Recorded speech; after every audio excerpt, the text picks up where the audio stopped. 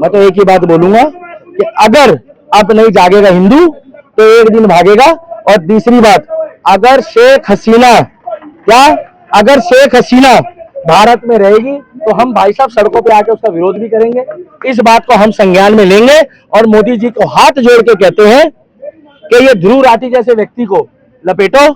ये भविष्य कुमार जो देश में बैठ के देश के खिलाफ नीतियां चला रहा है, इसको लपेट दो, नहीं तो ये जहर उगल रहे हैं, इनके जहर से बच जाओ। लेकिन भाई साहब, आपकी वीडियो अपलोड होने के बाद ना कुछ लोग कमेंट में ये कहेंगे कि जो बांग्लादेश के लोग हैं उनकी भारत देश के लोगों से आप कंपैरिजन कैसे कर सकते हो? पहली बात तो ये है कि भैया एक बार सच्चे हिंदुस्तानी हो तो भारत के लिए ताली बजा देना।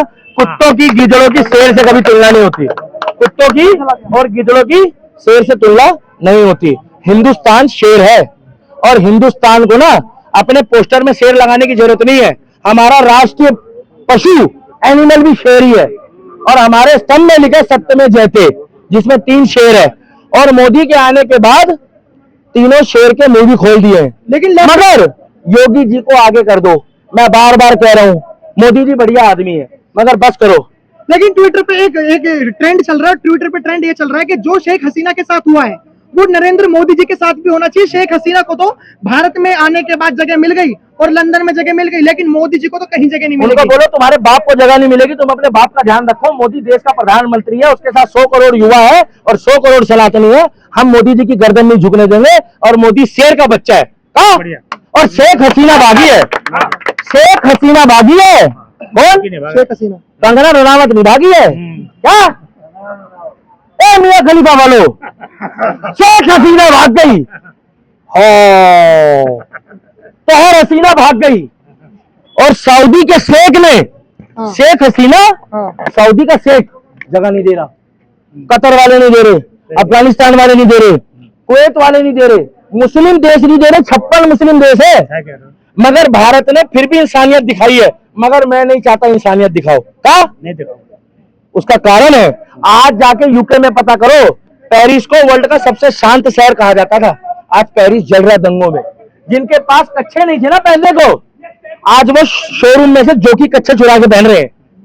जिन्होंने कभी मोबाइल नहीं देखा, आज वो एप्पल का शोरूम में से मोबाइल चुरा के यूज कर रहे हैं। लेकिन एक सवाल और है, जो गरीब अल्पसंख्यक है, जो मुस्लिम है, जो जिनके ऊपर अत्याचार हो रहा है, वो तो अलग है। एक क्रिकेटर है बांग्लादेश में, उस क्रिकेटर के मकान भी जला दिया। भाई साहब, वहां से हिंदू को पलायन करना पड़ेगा, अन्यथा ये कन्वर्टेड करा के रहेंगे, क्योंकि ये चाहते हैं वो कट्टर इस्लामिक कंट्री बने जिस तरीके से पाकिस्तान है।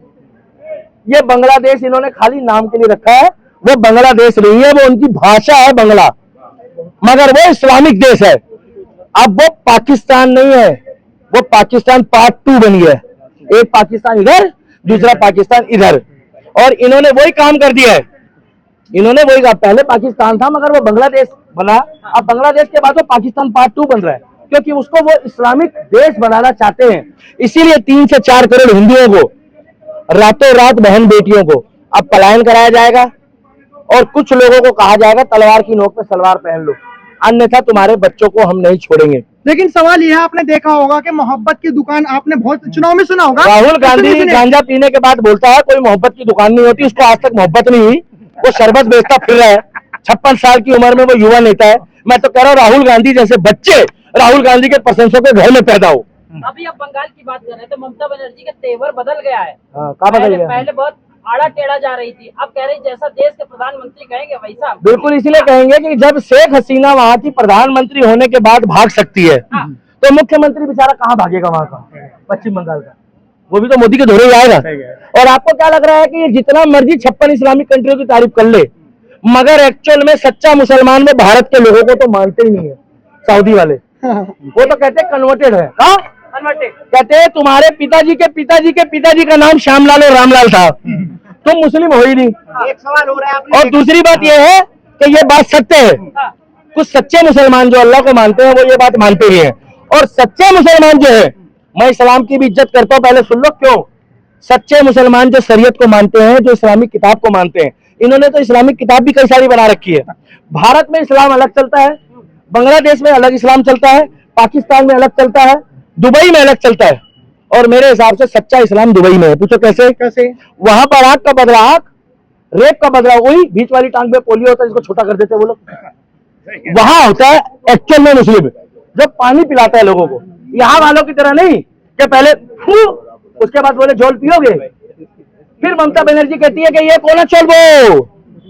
अब ममता बनर्जी के तेवर इसलिए बदल गए कि उसको ऐसा लग रहा है कि मेरे पास तो हेलीकॉप्टर भी नहीं है। का मेरे पास तो हेलीकॉप्टर भी नहीं।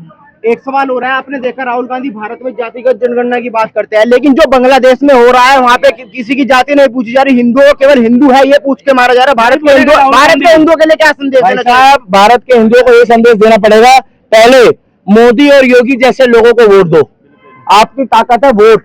अगर आपने राहुल गांधी जैसे बंदे को वोट दे दिया होता तो शेख हसीना यहाँ की राष्ट्रपति होती। बहुत बढ़िया, सही बोल। मैं बार बार बोल रहा हूँ।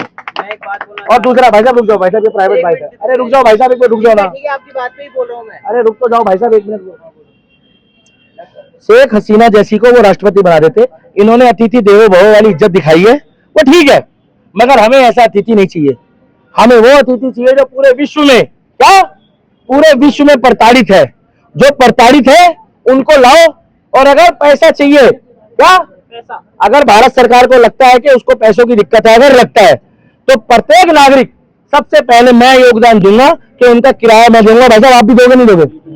लाखों लोग करोड़ों लोग देने को तैयार है कि यहाँ उनको लेकर आओ। और शेख हसीना फसीना से हमें कोई मतलब नहीं है। अभी 3 जहाज 2 जहाज 1 जहाज जो भी आए हैं उनके मंत्रिमंडल के का अभी 32 विपक्ष पार्टी बनी है, 40 हो जाएगी। ये जो आज मोदी जी को कह रहे हैं ना अंधभक्त बन के, ये लोग बोल रहे हैं जो अंधभक्त बोलते हो, आज ये मोदी जी को जो है रात दिन जो है पैर दबाएंगे, हाथ दबाएंगे। और यही लोग 8 पार्टी अलग से बना के ना 2029 में 40 विपक्ष हो जाएगा। India alliance with Bangladeshi parties. बहुत बढ़िया। India alliance with Bangladeshi parties. पहले अभी जो शेख हसीना का जो बेटा है उसकी आज तक पे एक वीडियो जो ऑडियो है वो लीक हुई है और उस ऑडियो में बताया गया है, जो कॉल पे बात कर रहे हैं, कि हिंदुओं को टारगेट करा जा रहा है। शेख हसीना का बेटा बोल रहा है। बिल्कुल सत्य बोल रहा है वो, मगर उसको भी नहीं छोड़ा जाएगा क्योंकि उसने सत्य बोला है। क्या वो जर्मन शेफर्ड की तरह नहीं भोग रहा ना पैसे लेके, जर्मन कॉकरोच की तरह। और वो बोलता भी ऐसे ऐसे टुंडा शिलाजीत वाला, वो जर्मन में बैठा बैठा बोल रहा है। यहाँ के लोगों का दुख दर्द यहाँ के लोग जानेंगे। वो जो बांग्लादेश से फोटो टांगी है वो लोगों ने ये दिखा दिया कि तुम कन्वर्ट हो जाओ, इस्लामिक देश बनने वाला है, अन्यथा तुम्हारा फ्यूचर यही है। और यही इशारा कर दिया और देश में सनातनियों को भी, भारत के साथ साथ। इसीलिए बोल रहा हूं, अपने ही जागेगा हिंदू तो हिंदुस्तान से कहां भागेगा। और बांग्लादेश का घंटा प्रभाव रहेगा, वहां पर खाने पीने को तो कुछ होता नहीं है। हम उनसे क्या डिपेंड है, वो हमारे पे डिपेंड है। सही कह रहे हो। जो कच्चा बनान बनाते हैं रात दिन, वो हम उन पे डिपेंड है। हाँ।